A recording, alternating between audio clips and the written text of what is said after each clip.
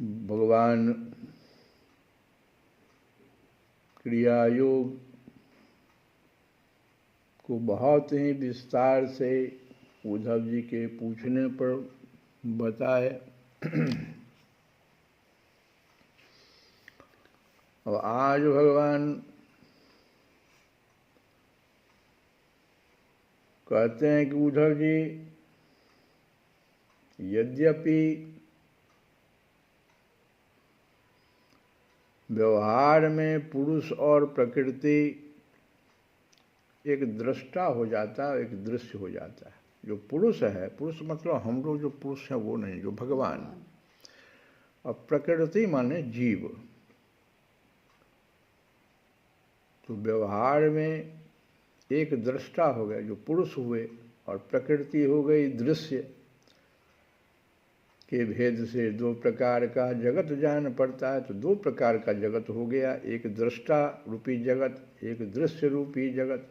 तथापि परमार्थ दृष्टि से, ये व्यवहार दृष्टि से हुआ, लेकिन परमार्थ दृष्टि से देखने पर यह सब एक अधिष्ठान स्वरूप ही है। इसलिए किसी के शांत, घोर और मूढ़ स्वभाव तथा उनके अनुसार कर्मों की न स्तुति करनी चाहिए और न निंदा। सर्वदा अद्वैत दृष्टि रखनी चाहिए।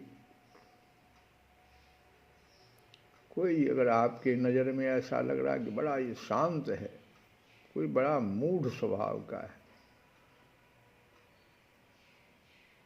तो आप उसकी न स्तुति करें शांत वाले का, न मूढ़ वाले की निंदा करें। सर्वथा अद्वैत दृष्टि रखें। जो पुरुष दूसरों के स्वभाव, भगवान स्वभाव पर कह रहे हैं, जो पुरुष दूसरों के स्वभाव और उनके कर्मों की प्रशंसा अथवा निंदा करते हैं, वे शीघ्र ही अपने यथार्थ परमार्थ साधन से च्युत हो जाते हैं।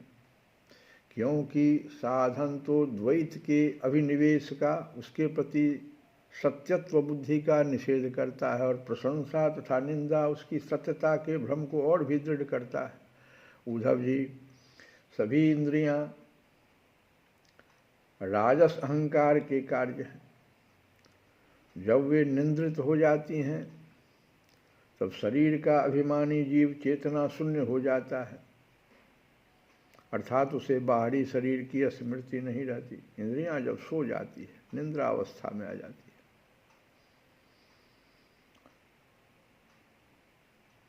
उस समय यदि मन बच रहा, इंद्रियां तो सो गई लेकिन मन अगर बच रहा, तब तो वह सपने के झूठे दृश्यों में भटकने लगता है और वह भी लीन हो गया। तब तो जीव मृत्यु के समान गाढ़ निंद्रा सुषुप्ति में लीन हो जाता है। तो हम लोग प्रत्येक दिन इसको देख रहे हैं। इंद्रियां जब निंद्रित हो जाती निंदा में, तब शरीर का जो अभिमानी जीव है, जो हमेशा कहता था मैं मेरा, वो चेतना शून्य हो जाता है और उसे बाहरी शरीर की स्मृति नहीं रहती।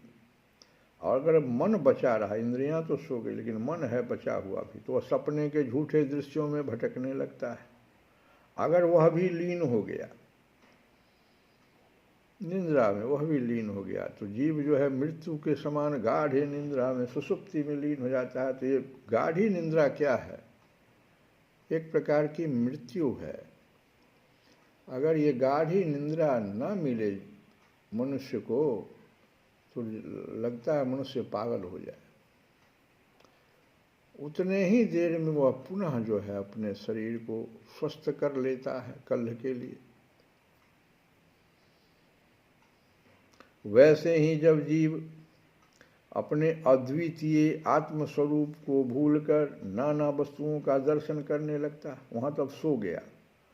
अब देखो अब क्या कर रहा है जीव, वहाँ जीव सो गया, तब ऐसी स्थिति हो गई।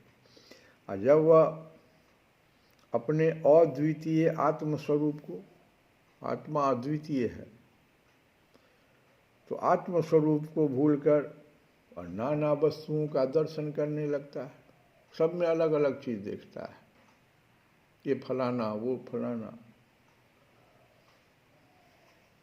तब वह स्वप्न के समान, ये स्वप्न है, सब में आत्मा ही है, तब वह स्वप्न के समान झूठे दृश्यों में फंस जाता है अथवा मृत्यु के समान अज्ञान में लीन हो जाता है।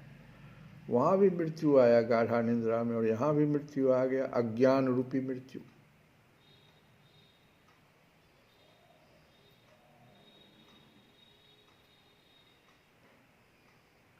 उद्धव जी, जब द्वैत नाम की कोई वस्तु ही नहीं है, तब उसमें अमुक वस्तु भली है और अमुक बुरी, अथवा इतनी भली और इतनी बुरी, यह प्रश्न ही नहीं उठ सकता।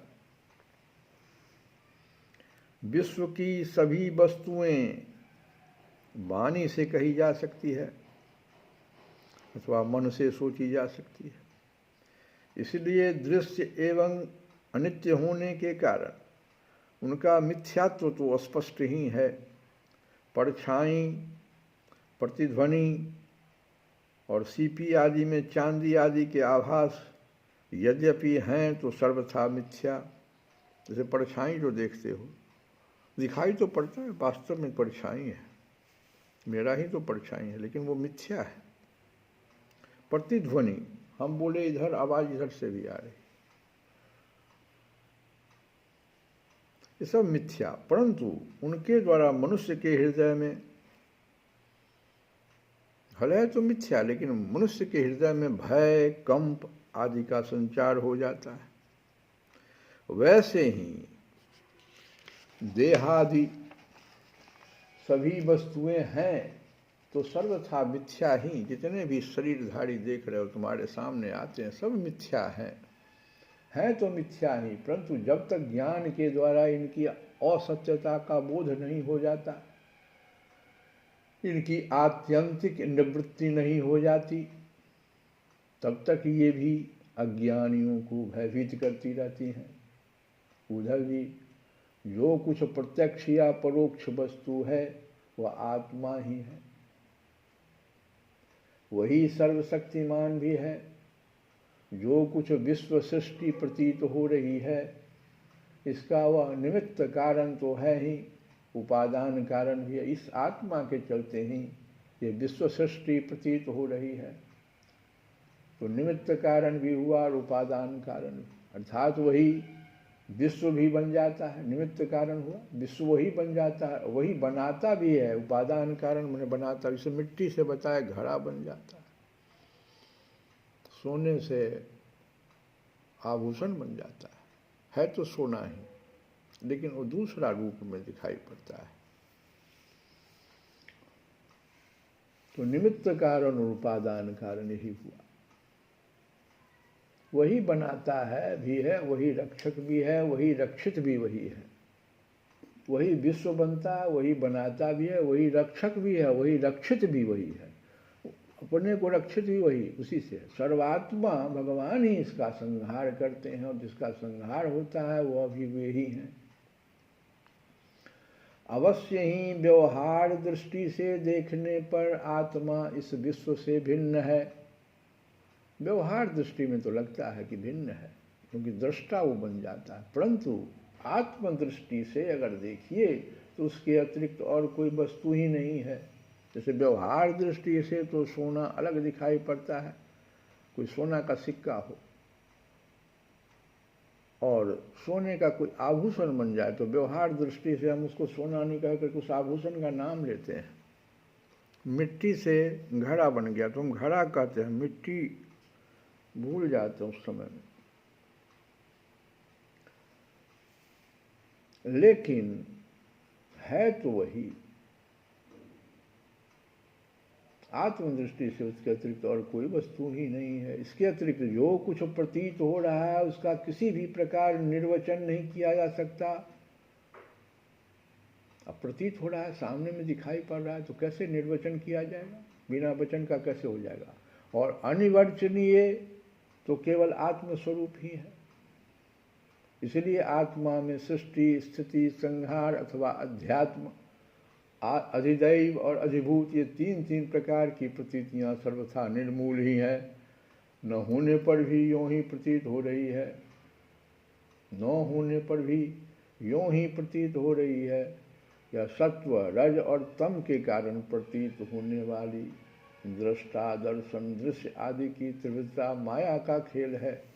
ये तीन जो गुण हैं सत्व रज और तम, इसी के कारण ऐसा होता है। कोई दृष्टा बन जाता है, कोई दर्शन हो जाता है, किसी का दृश्य हो जाता है। त्रिविधता का खेल, ये माया का खेल है। उद्धव जी, तुमसे मैंने ज्ञान और विज्ञान की उत्तम स्थिति का वर्णन किया है। जो पुरुष मेरे इन वचनों का रहस्य जान लेता है वह न तो किसी की प्रशंसा करता है और न निंदा। वह जगत में सूर्य के समान समभाव से विचरता रहता है। प्रत्यक्ष अनुमान, शास्त्र और आत्मानुभूति आदि सभी प्रमाणों से यह सिद्ध है कि यह जगत उत्पत्ति विनाशशील होने के कारण अनित्य एवं असत्य है।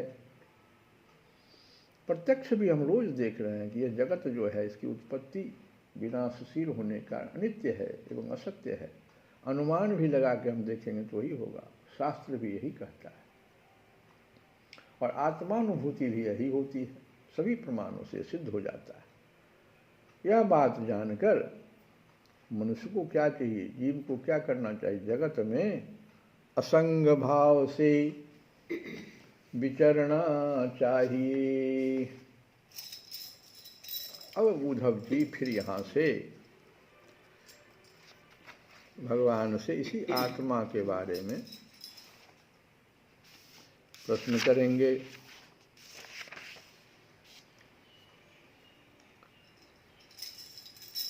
ये ही देहिया में, ये ही देहिया में, ये ही देहिया में, ये ही देहिया में सीताराम भजो। ये ही देहिया सीताराम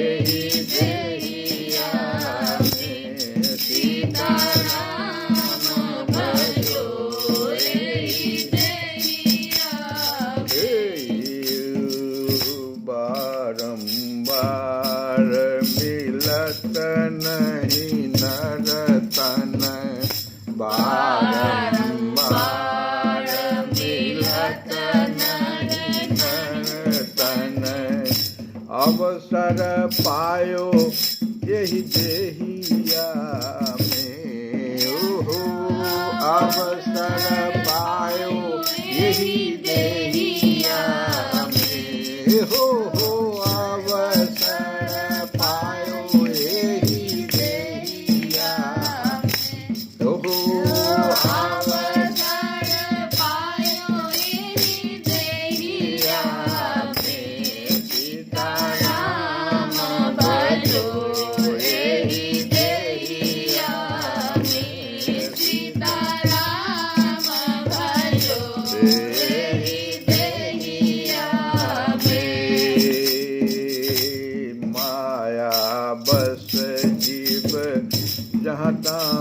भटकत माया बस जीव जहाँ तहाँ भटकत माया बस जीव जहाँ तहाँ भटकत। ओ माया बस जीव जहाँ तहाँ भटकत। ओ लख 84 नगरिया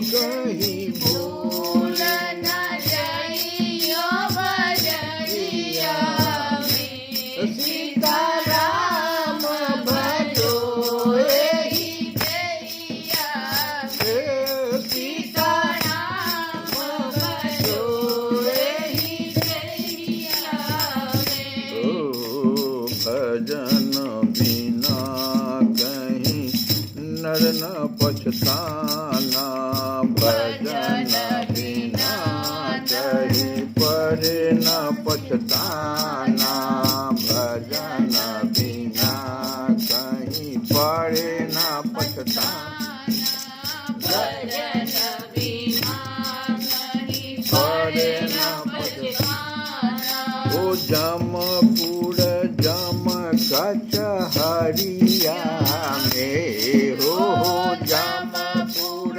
जम कचहरिया में हो जमपुर जम कचहरिया हो सीताराम भजो एहि देहिया में सीताराम भजो एहि देहिया में ओ कहीं भूल न गई हो बजरिया में कहीं भूल न जइयो भजनिया में सीताराम भजो एहि देहिया में सीताराम भजो एहि देहिया हे राम भजी से नर जीवन सफल करू राम भजिए नर राम भजिए नर जीवन सफल राम भजिए नर जीवन सफल ओ राम भजिए मन जीवन सफल पहुँचब राम के नगरिया में हो पहुँचब राम के नगरिया में भैया पहुँचब राम के नगरिया में भौजी पहुँचब राम के नगरिया सीताराम भजो एहि देहिया में सीताराम भजो एहि देहिया में ओ ये भजन जो है स्नेह लता जी का आनंद लता सीताराम भजत रहू आनंद लता सीताराम भजत रहू आनंद लता सीताराम भजत रहू शाम सवेरे दोपहरिया में हो शाम सवेरे दुपहरिया में बउआ शाम सवेरे दुपहरिया में सीताराम भजो एहि देहिया में सीताराम भजो एहि देहिया में श्री कृष्ण गोविंद हरे मुरारे हे